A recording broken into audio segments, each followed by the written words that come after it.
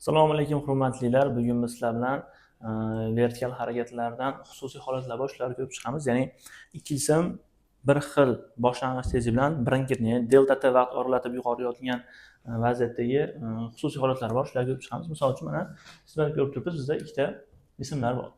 Birinchi jism v0 boshlang'ich tezlik bilan yuqori yotildi. Qanchadir bir delta t vaqt o'tgandan so'ng bu mana bu yerga yetib keldik. Shu vaziyatda ikkinchisi uni orqasidan xuddi shunday boshlang'ich tezlik bilan otilyapti. Demak, bu jism yuqoriga chiqyapti, qaytib yana tushayotgan vaziyatda, bu jism esa yuqoriga chiqayotgan vaziyatda ular bir xil safda ko'rishyapti. Bularda boshlang'ich tezlari bir xil bo'lganligi uchun ularni mana shu ko'rishgan paytda, ko'rishgan safda tezliklari modul jihatdan teng bo'ladi. Birinchi jismning tezligi pastga yo'nalgan minusdan qanaqadir v tezga erishgan bo'lsa, bu xuddi shunday v tezda yuqoriga chiqayotgan bo'ladi. Boshlang'ich tezlari bir xil bo'layotganligi uchun. Birinchisi uchun oniy tezlik ifodalaydigan bo'lsam, birinchisi uchun oniy tezlik v oniy 1 teng v0 minusdan j t1 ko'rishma tezlik teng bo'ladi. Ikkinchisi uchun esa v0 minusdan j t2, ya'ni t2 ikkinchi jismning harakatlanish vaqti o'rniga t1 minusdan delta t qo'ydim. Ya'ni ikkinchi jism birinchi jism qancha vaqt harakat qilsa, shundan delta t vaqt kamroq harakat qiladi. Shuning uchun t1 birinchi jismning harakatlanish vaqtidan delta t qildim, ayirib yubordim. Endi mana bu yerda ikkala oniy tezliklar tenglab olsam, menda ularda o'sha vaqtlarni topsam bo'laveradi. Faqat men birinchi jismda tezligini minus ishora olmayapman, sababi mana bu yerda o'zi minus tezlikga erishib olar edi. Shuning uchun men minus qo'ysam, modul jihatdan emas, endi haqiqatan ham teng ketaveradi. Men birinchisini mana buni olib kelib yozdim. v0 minusdan j t, v0 minusdan j t minus delta t. Bu yerda minus bilan ishoralarni ochdimda va soddalashishni amalga oshirgandan keyin menda t kelib chiqdi. T1, ya'ni bu birinchi jismda harakatlanish vaqti edi.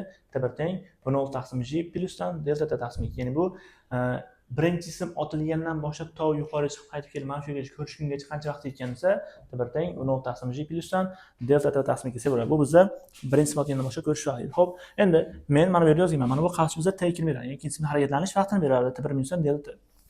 t2 t1 minus delta bo'lsa, t1 ning qiymati bor. Mana kelib chiqdi. Buni borib qo'yadigan bo'lsam, t1 ni o'rniga olib kelib qo'ydim va undan deltani ayirib olganimda, soddalashtirgan vaziyatimda t2 teng v0 taqsim j minus delta t taqsim 2 degan xulosa kelib qoldi. Demak, bu bizda bo'lyapti. Ikkinchi jism otilgandan boshlab qancha vaqt o'tib ko'rishadi desa, xuddi shu qo'yib kelsa bo'ladi. Xo'p, ana endi men topgan t1 degan bo'lsam, t2 nimda xohlagan bittasini bu yerga yoki bo'lmasa mana bu qavs o'rniga qo'yib qo'ysam, t2 degan bo'lsam, t1 olib kelib qo'ysam, oniy 1 yoki oniy 2 kelib chiqadi. v oniy 1 va oniy 2 teng va u bizda mana shu ko'rishgan paytda v ko'chib bo'lsam bo'laveradi. Endi men mana bu t2 vaqtimda mana bu qavs o'rniga kelib qo'yib yubordim. v0 minusdan j qavs o'rniga mana bu t2 ni olib kelib qo'ysam, mana t2 ni o'rniga buni olib kelib qo'ydim va soddalashni amalga oshirganimda v oniy 2 kelib chiqdi. Bu v oniy 1 ga teng, u bizda v ko'rishga teng, chunki ikkovi ham tezlari bo'lgan, teng bo'lgan.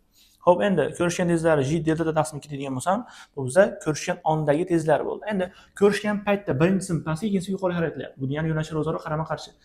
Ko'rishgan payt uchun men nisbiy tezlik ifodalagan bo'lsam, nisbiy tezlikka qarama-qarshi bo'lgan vaziyatda qo'shiladi. v nisbiy teng v1 plus v2. Birinchisini ham ikkinchisini ham tezlari bir xil mana bundan bo'lgandan so'ng mana shuni 2 karra bo'lib qoladi. J delta t taqsim 2 taqsim j delta t taqsim 2 degan 2 degan bo'lsam, ikkilar qisqarib ketsa, ko'rishgan ondagi nisbiy tezlari v nisbiy teng j delta t ifodalanan topilar ekan. Xo'p, ana endi nisbiy tezlikdan keyin ularni ko'rishgan balandlar, ya'ni ular jismlar ko'rishgan paytda yer sirtdan qanday balandlikda bo'lsa, ko'rishgan balandlar.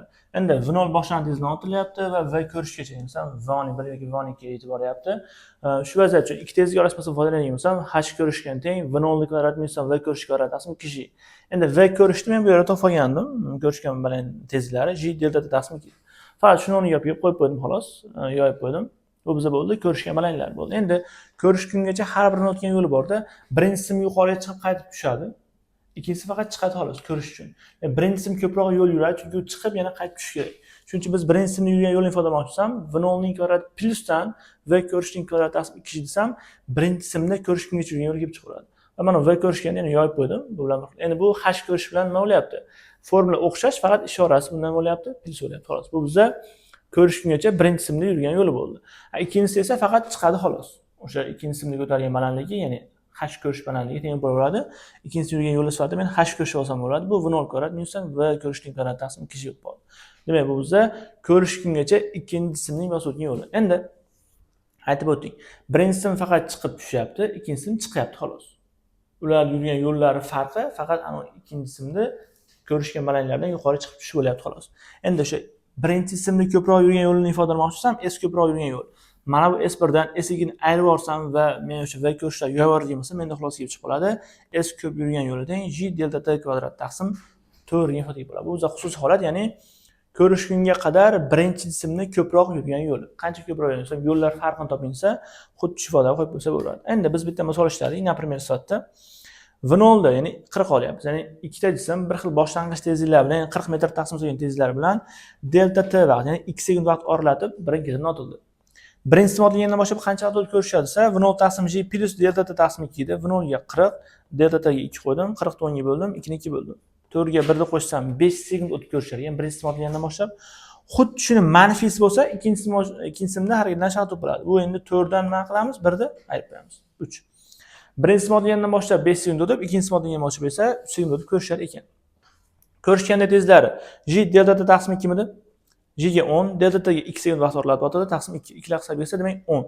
Bu ya'ni ko'rishgan paytda tezligi birinchi qismda va ikkinchi qismning oniy tezlari 10 metr taqsim sekunddan bo'lyapti. Xo'p, nisbiy tezlik nima bo'lsa, biri 10 tez bilan endi pastga tushadi, ikkinchisi 10 bilan yuqoriga chiqyapti. Nisbiy tezlik qarama-qarshi endi 10 ga 10 ni qo'shsam 20 bo'lib qoladi. Ya'ni bo'lsam o'sha j delta t ga qo'ysam bo'ladi. Mana bu yerda ko'rganiga nisbiy tezlik j delta t.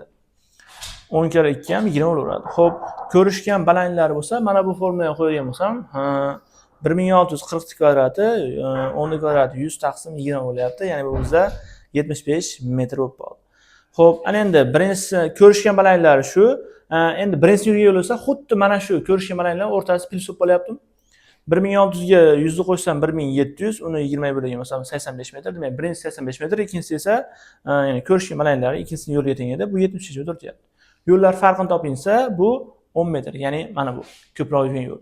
Shuni o'rniga qo'yib yuborsam ham baribir o'sha 10 metrga kelib chiqaveradi. Bu yo'llar farqiga bo'lsam, birinchi qismni ko'proq yurgan yo'l bo'ladi. Endi bu mavzularga, misol uchun xususiy holatlarga tem savollarda ham keladi. Ya'ni 2009-yildan beri tushadi. Xuddi shunday yo'llar farqiga bo'lsam, ko'rishgan balandlari va hokazolar. Bu yil 7 imtihonlarda ham xuddi shunday savollar tushishi mumkin. Shuning uchun bizdan uzoqlashmang, bizdagi xususiy holatlarni yana ko'rib boring.